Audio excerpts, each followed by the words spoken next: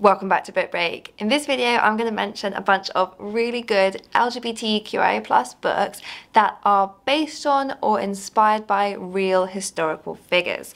So the first up is a brand new book. This is The Ghost Ship by Kate Moss. The Ghost Ship is a cracking adventure book filled with lots of characters that you might expect to find on the high seas, including, of course, pirates. And two of these characters are based on real people, Bonnie and Reed, or Anne Bonny and Mary or Mark Reed. Mary Reed was an English pirate who started dressing as a boy from a very young age and lived most of her life, or his life, as Mark Reed. Anne Bonny fell in love with a series of pirates, from James Bonny, her husband, to Calico Jack, such a great name, to, we think, Mary or Mark Reed.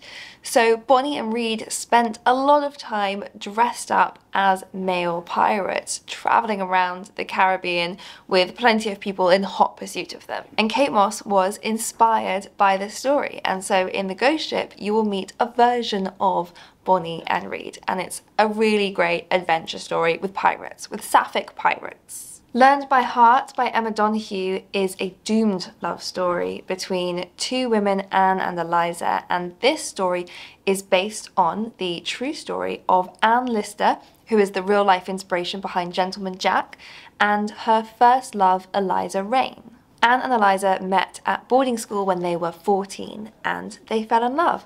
And Emma Donoghue writes this love story in such a tender, believable way. It's from Eliza's perspective and you can really feel her becoming besotted with Anne. But the story is also interspersed with flash forwards, and so you get the sad realization that you know what's coming. Anne moved on.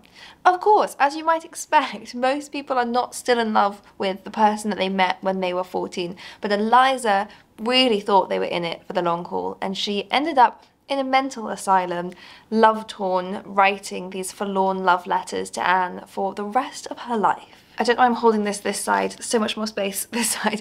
So as you can tell, this is a really sad story. I also have another Emma Donoghue recommendation for you based on another fascinating, true queer story. This time an unsolved murder. So Frog Music by Emma Donoghue is based on the real unsolved murder of Jenny Bonnet. Jenny Bonnet lived in San Francisco in the 1870s. She was a frog catcher, that was a real job, and she was constantly getting arrested for dressing in men's clothing. And eventually she was shot through a window, and to this day nobody knows who did it. Another scandal is that there was another woman in her bedroom at the time of the murder, a woman named Blanche. And so in Frog Music, Emma Donoghue reimagines the story of Jenny and Blanche in this really gripping whodunit. The main character of Trumpet by Jackie Kay is fictional. So he is a fictional jazz player called Joss Moody, who only after his death is revealed to have been transgender. And this was a shock to almost everyone in his life other than his wife. But even his closest friends and family, even his son, didn't know. So Joss Moody is a fictional character, but Jackie Kay was inspired while writing this book by the real story of Billy Tipton, who was an American jazz player who similarly was discovered only after his death to have been trans, and this was something that most of his close friends and family didn't know. So in Trumpet, Jackie Kay writes a fictionalized version of this story, and it's such a beautiful book. It mainly focuses on the relationship between Joss and his son, and the son's journey, struggling to accept this new truth that he's learned about his father and deciding whether or not to go public with this news. Briefly, A Delicious Life by Nell Stevens retells the story of the time the musician Chopin went to Mallorca for a few disastrous months with his lover George Sand. So this was a real story, but Nell Stevens has retold it in such a fascinating way and made it gorgeously queer. So this book is narrated by the ghost of a teenage girl who died many centuries ago and has been haunting this monastery for all of these years, and then becomes sort of infatuated with George Sand when she arrives at the monastery. I'll link below to a video that we have from Nell Stevens herself. She came into the office to talk a little bit about the way that she retold this story, and honestly I'll leave her to do it in her own words because she can explain it much better than I can. But she had a really interesting take on the kind of inherent queerness of the relationship between Chopin and George anyway, and then adding in this character of Blanca the ghost has just added such a fascinating dimension to the story. The Mercies by Kieran Millward Hargrave. This is actually my hardback copy, but I do want to show you what the paperback looks like because it's so beautiful. They're actually both beautiful. Which one do you prefer? Really hard to decide. So The Mercies by Kieran Millward Hargrave is based on a true story, two tragedies that happened. The first is a storm that devastated the male population of this island, Varja, off the coast of Norway. This was a real storm that happened in 1617. Almost the entire male population of this island, which was a fishing community, was wiped out, and so the island became a place of women. A few years after that, the next true tragedy was a series of witch trials that took place here and resulted in about 80 women being burnt at the stake as witches. The authorities had already been suspicious of the population of this island, where the Christian community lived peacefully alongside the indigenous Sami population. And so after the storm, this suspicion turned into fear and rumours of witchcraft started to spread. So Kieran Millward Hargrave was inspired by this true story.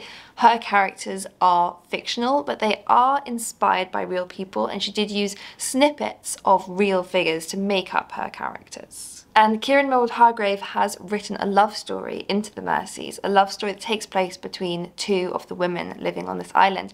And while that story isn't based on any true love story that she read about, it's not hard to imagine that love stories like this would have sprung up, that love between women like this would have happened in this place of women, and also could have added to fuel the flames of fear and prejudice that were already beginning to spread. And finally, some classics. Orlando by Virginia Woolf is famously a love letter to Vita Sackville-West, who Virginia Woolf had an on-off affair with over many years. The character of Orlando in this book changes gender at random point in the story, jumps through the centuries, and in real life, Vita Sackville-West was seemingly gender fluid and bisexual or pansexual.